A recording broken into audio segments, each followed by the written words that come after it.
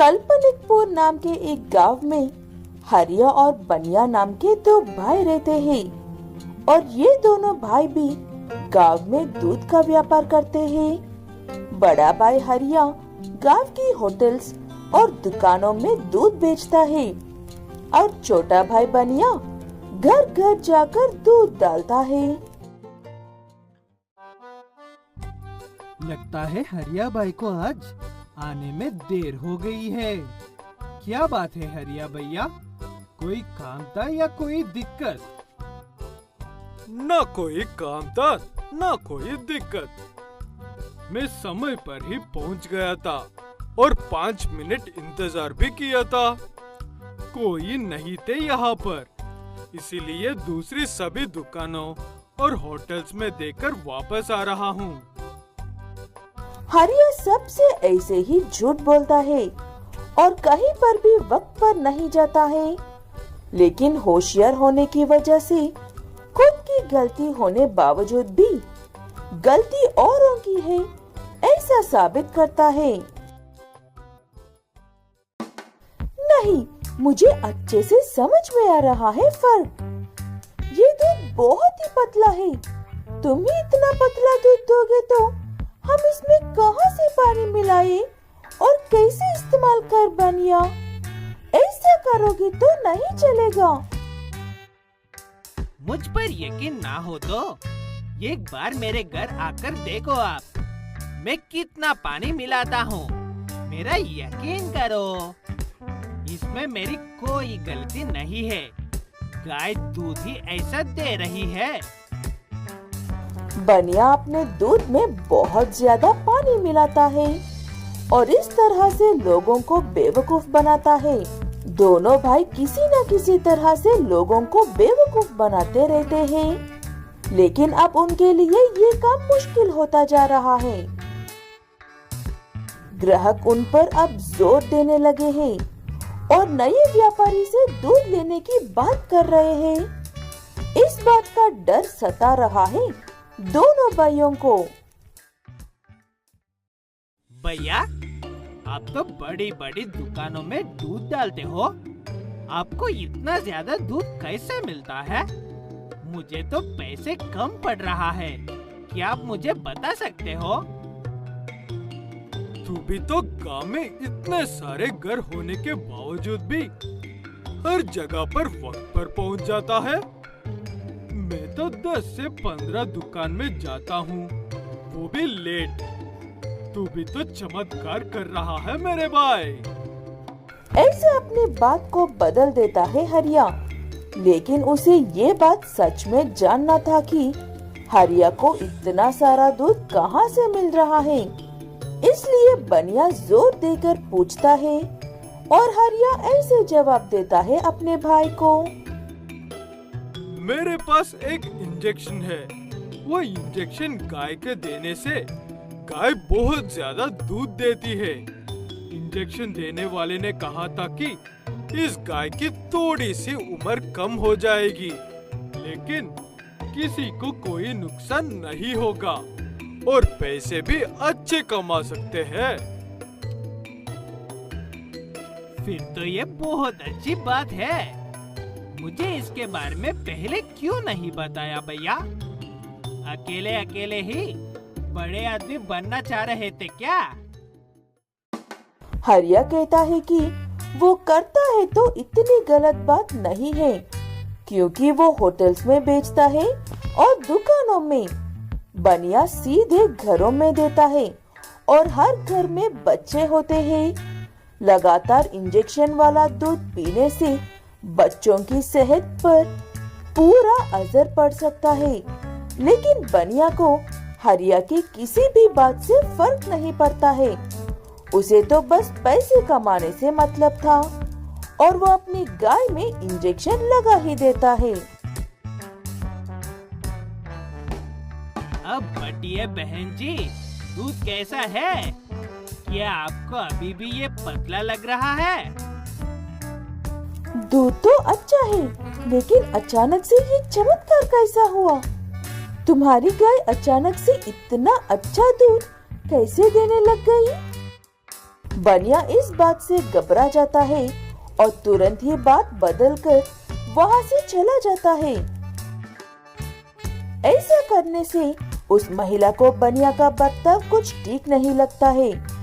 कुछ दिन गुजर जाते हैं और हरिया की बात सच होती है। बच्चे बीमार होने लगते हैं और हॉस्पिटल भरने लगते हैं। वो देखकर हरिया एक बार और अपने छोटे भाई को गाय को इंजेक्शन लगाने से मना करता है, लेकिन वो उसकी बात तो सुनता नहीं है। ऊपर से ऐसा कहता है, आपको शर्म आनी चाहिए भैया, बड़े भाई होकर छोटे भाई की तरीके से जलते हो। ची ची ची ची। अब मैं गायों को हफ्ते में एक नहीं, हर रोज एक इंजेक्शन लगाऊंगा। देख छोटे, मैं इतना भी अच्छा नहीं हूँ कि तुझे जबरदस्ती ये काम करने से रोकूं। मेरा काम था तुझे तेरी गलती समझाना, वो मैंने बहुत कर दिया है।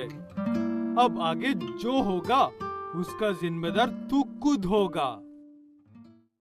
ऐसे बातें कर रहे दोनों भाइयों की बातें एक गांव वाला सुन लेता है और ये बात गांव में हवा की तरह फैल जाती है और सभी गांव वाले बनिया को पकड़कर कूट पीट कर ले जाकर जेल में डालकर आते हैं।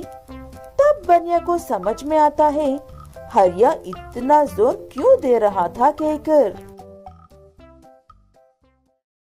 पंची नाम की एक चिड़िया का आज उसके ससुराल में पहला दिन है। शादी से पहले पंची की माँ ने उसे ससुराल के बारे में अच्छी बुरी बातें बताकर बहुत डरा दिया था, ताकि वो ससुराल में अपने घर की तरह दोपहर को उठकर कमरे में से ही एक कॉफी दे दो कहकर आवाज ना लगा दे। इसीलिए एक काम करती हूँ, 3 अलार्म अलग लेती हूँ, 3 में से किसी एक पर तो उठ ही जाऊंगी। क्या बात है पंची, अपने आप में ये क्या बड़बड़ा रही हो? कोई दिक्कत हो तो बताओ, शायद मैं मदद कर पाऊँ। कोई बात नहीं है, मुझे बस नींद आ रही है। Good night. ऐसे कहते हुए पंची सो तो जाती है, लेकिन घबराहट की वजह से उसे नींद ही नहीं आती है। वो एक के बाद एक बजने वाले अलार्म्स को ठीक बजने से पहले वही बंद करती रहती है। ऐसे आखिरी अलार्म भी बंद करके घर की सफाई करने लगती है और सबके जागने से पहले ही सारे काम करके गर्मा गर्म नाश्ता भी बनाकर ऐसे सोचने लगती है, सारे काम हो गए हैं, अब मैं जाकर सुकून से सो सकती हूँ। मुझे इसी डर से रात भर नींद नहीं आई थी। ऐसे कहकर पंची चिड़िया जाकर सुकून से सो जाती है। वो अच्छी नींद में होती है और सारे परिवार वाले उठकर अपने नीचे काम कर रहे होते हैं। तभी मंच चिड़िया से उसकी माँ पंची चिड़िया के बारे में पूछती है। मंच कहता है कि वो तो अभी तक सो रही है और लगता है कि उसे जगाने की जरूरत है, ऐसे देर तक सोने से नहीं चलेगा। तब मंच की माँ, अरे बेवकूफ, बहू तो कब का उठ गई थी, उनसे ही तो घर का सारा काम करके तुम्हारे लिए नाश्ता भी बना कर रखा है। सोने दे बहू को और कुछ देर, कुछ भी नहीं होगा। ठीक है कहकर पति मंच भी अपनी पत्नी को उठाने की कोशिश नहीं करता है। पंची आराम से दोपहर को उठती है और मुंह हाथ धोकर खुद के लिए चाय बनाकर पीते हुए बैठ जाती है। सास आकर उससे अच्छे से बात करती है। हो गई बेटा तुम्हारी नींद? नींद अच्छे से आई थी या कोई दिक्कत थी? नई जगह में मुझे नींद ठीक से नहीं आती है, इसलिए पूछ रही हूँ।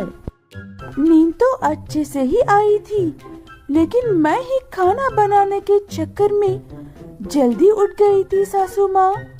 उसके बाद सोने चली गई थी। सासू माँ कहती है कि कोई बड़ी बात नहीं है, उसे घबराने की जरूरत नहीं। वो इस घर को पूरी तरह से अपना घर समझ सकती है। और क्या था, पंची इस बात का गलत मतलब निकलकर कुछ ज्यादा ही मनमानी करने लगती है। पंची धीरे धीरे काम करना बंद कर देती है और सुबह उठने का वक्त भी बदल देती है। सासू माँ तो कुछ कह नहीं पाती है, लेकिन मंच को तो सिर्फ कुछ कहने का मौका चाहिए था। माँ, मैं आपकी ही वजह से चुप हूँ। आपको नहीं लगता कि पंची उसे मिलने वाली छूट का गलत इस्तेमाल कर रही है? हम उसकी इज्जत कर रहे हैं तो उसे भी हमारा आदर करना चाहिए ना। मैं बुरी हो गई हूँ बेटा। इस उम्र में बहू से झगड़ा करके बेघर नहीं होना चाहती हूँ, इसलिए चुप हूँ। अगर तुम्हें भी सही नहीं लग रहा है तो जाकर अच्छे से बात करो अपनी पत्नी से। गुस्से में कुछ मत कहना। ठीक है कहकर जाकर मंच अपनी पत्नी से एक बार अच्छे से बात करके देखता है, लेकिन बहुत देर हो गई थी। पंची अब किसी भी बात को सुनने के होश में नहीं थी। पंची अपने पति को भी बिल्कुल उसी तरह से जवाब देती है जिस तरह से वो पाले माँ बाप को देती थी। इतने दिनों से तो सब ठीक ही था ना, अब आपको मुझसे प्रॉब्लम क्यों होने लगी है? माँ जी ने तो कभी भी कुछ नहीं कहा है, आप ही सुना रहे हो मुझे बातें। ये बिल्कुल भी अच्छी बात नहीं है। ये बात करने का कौन सा तरीका है पंची? मुझे नहीं पता था कि तुम्हारा व्यवहार ऐसा है। अगर तुम्हें इस घर के हिसाब से रहना नहीं आता है तो तुम जा सकती हो अपने घर वापस। ये बात सुनते ही पंची का दिमाग खराब हो जाता है और वो तुरंत ही अपना सामान बंद करके माँ के घर चली जाती है, लेकिन वहाँ पर भी ताला लगा था। पंची के माँ बाप कहीं गई हुई थी और कब आएंगे इस बात का भी कोई अंदाजा नहीं था उसे। लगता है माँ और पिताजी बाहर गए हुए हैं। उन्हें आने तक यहीं पर इंतजार करती हूँ।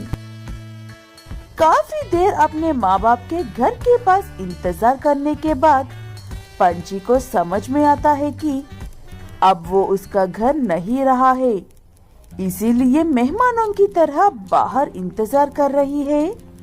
बेहतर यही होगा कि अपने घर लौट जाए। पंची अपने ससुराल लौट जाती है। उसे वहाँ पर वापस देखकर